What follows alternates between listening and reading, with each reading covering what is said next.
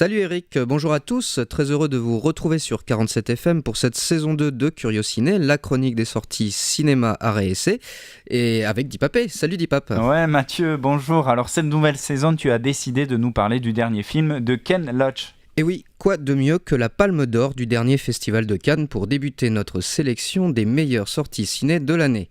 D'autant que l'on croyait le cinéaste britannique Ken Loach, 80 ans depuis juin, à la retraite, comme il l'avait annoncé en 2014 lors de sa dernière apparition sur La Croisette. La question que tout le monde se pose aujourd'hui, pourquoi revient-il ?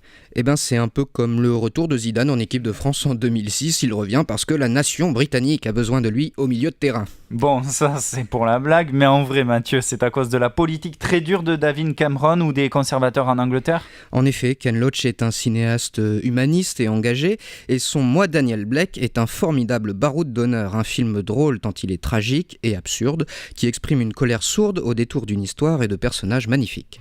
Voilà qui nous met l'eau à la bouche et on écoute un court extrait de la bande-annonce et c'est maintenant sur 47 FM. Bonjour Monsieur Blake, je vais vous poser quelques questions pour établir si vous pouvez prétendre à une pension d'invalidité.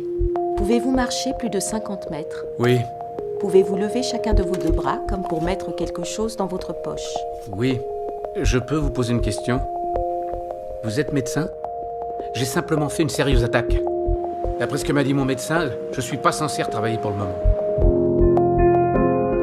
Vous devez continuer à chercher du travail. Si vous y renoncez, durant 4 semaines, vos versements seront gelés. De retour sur la radio Lot-et-Garonne, un Curiosiné, tous les mardis dorénavant, le matin comme le midi avec Mathieu Léonard, du cinéma Les Montreurs d'Images.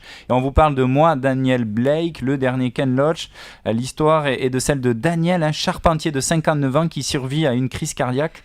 Et oui, il survit à une crise cardiaque et une fois remis sur pied, la médecine du travail le déclare inapte à son travail de charpentier. Il se retrouve alors au Job Center, c'est l'équivalent de notre Pôle emploi, pour demander une allocation chômage. Sauf que l'Angleterre est en pleine chasse aux sorcières envers, entre guillemets, les assistés. Les médecins du Job Center déclarent Daniel Blake apte à travailler et donc à rechercher un emploi et à mettre sa vie en danger finalement, condition obligatoire pour toucher une indemnité. Une situation complètement absurde, Mathieu, contre laquelle le héros de Ken Loach va se révolter, j'imagine. Évidemment, pas de surprise, c'est un peu comme une tragédie grecque où on connaît tous les éléments, mais je vous recommande chaudement ce film parce que Ken Loach est un cinéaste génial, les personnages sont attachants, le film est sensible et drôle malgré tout, il donne envie de s'indigner, de se parler, de s'entraider. Ken Loach n'est pas français, mais il pousse un cri du cœur qui devrait faire écho chez nous, liberté, égalité, fraternité.